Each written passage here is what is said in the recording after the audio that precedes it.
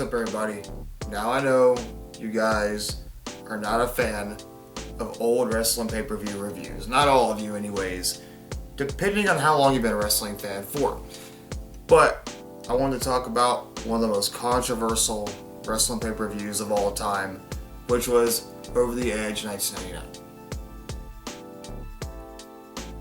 A pay-per-view that's so controversial, you can't actually buy it on VHS or DVD or even watch it on the WWE network. And this here is not even really the tape.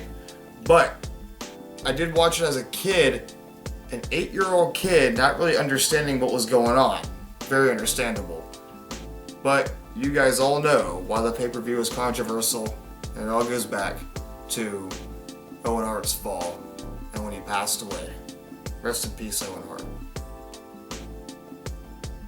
But also, the pay-per-view did have a lot of good stories that people don't really go back to this pay-per-view and actually talk about it because they only go back to the controversy of the passing of Owen Hart, which I understand completely. After that happened, a lot of people probably didn't even pay attention to the pay-per-view or even go back and even watch it or even care for that much of it. And the controversy to this day is they should have not let the show go on. But I wanted to talk to you guys about the matches and what happened as well. Then get to the controversy a little bit later. But the pay-per-view Over the Edge 1999 actually had some pretty good stories and matches. They had Billy Gunn, Mr. Ass versus the Road Dogg. The New Age Outlaws were breaking up.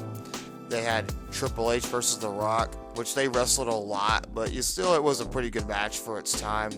They had the Union versus the Corporate Ministry in a match, and The Undertaker becoming the WWF champion by defeating Stone Cold Steve Austin with the help of Shane McMahon. My question today, to this day though, was the Blue Blazer going to become the Intercontinental Champion against the Godfather? Was he actually going to get that push that he's been waiting for in the company? Now, watching the documentary, they said that the Godfather and Owen Hart, they went over the match, but they didn't talk about how the match was going to end. Is why I asked that question. I just wondered, was Owen Hart, the Blue Blazer, going to become the Intercontinental Champion and have a run with the company?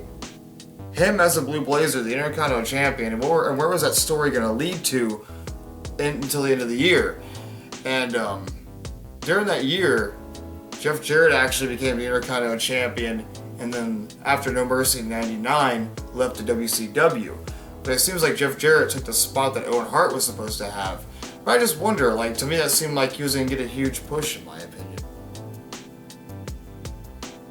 Now, going back to the whole situation of should they have stopped the show, I heard two different opinions. Now, Theodore Long said in an interview, because he was there, he was a referee at the time, he was there that night, he was saying that they shouldn't have stopped the show, because if they had stopped the show, then it would have caused everybody to freak out and panic, and some people might agree with that.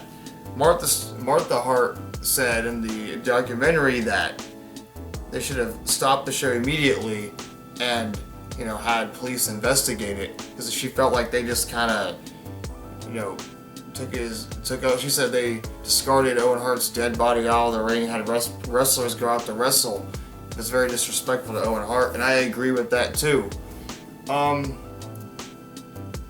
kind of agree with both people. I felt if they stopped the show, everybody would have panicked. And JR actually said almost at the end of the show, Kevin Dunn told him that Owen Hart was dead, and JR is the one who told everybody at the pay-per-view that he had died.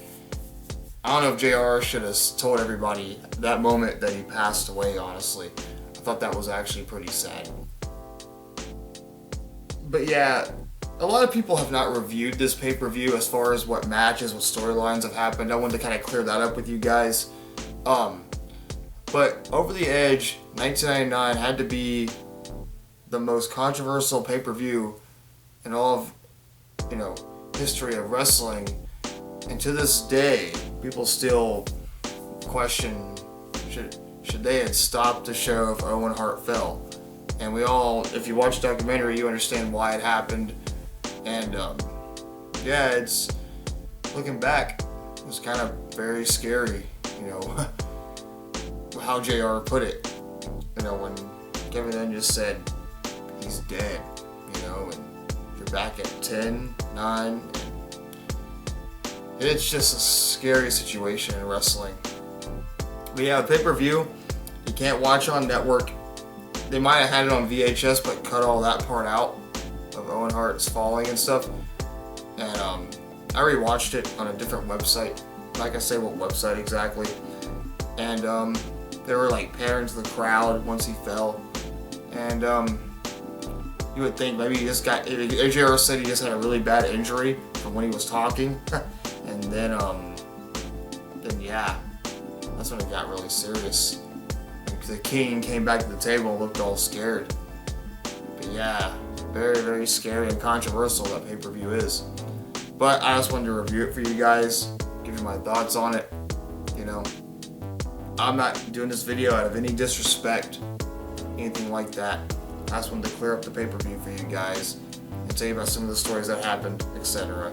And it was a very sad night in wrestling. And